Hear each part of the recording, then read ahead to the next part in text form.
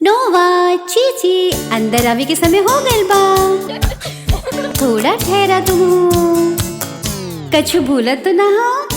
घर आवे के बाद जौन काम सबसे पहले कइल जाई उ बा हाथ धोवे के। धोवा धोवा धोवा धोवा, कीड़ा मारे के, कीड़ा मारे के। नाली में ओकरा के बहावा, नाली में ओकरा के बहावा। अब तोहार बारी, अब तोहार बारी। आगी बागी अपन हाथ साफ सफाई करा।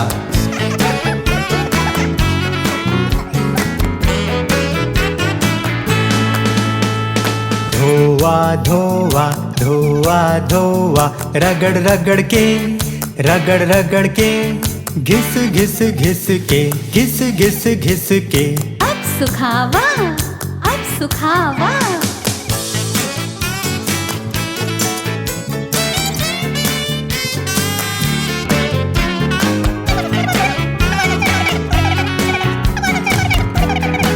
हाँ तू सही बाकी की। धोआ हर एक उंगली, धोआ हर एक उंगली। और दोनों अंगूठा, और दोनों अंगूठा। दोनों हाथ के मली के, दोनों हाथ के मली के। अब हाथ साफ हो गई, अब हाथ साफ हो गई। अब खाना बनावे के बारे हो।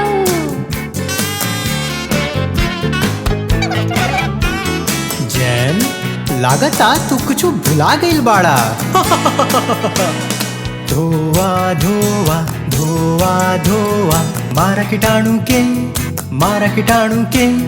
नाली में ओकरा के बहावा, नाली में ओकरा के बहावा। अब तोहार बारी, अब तोहार बारी।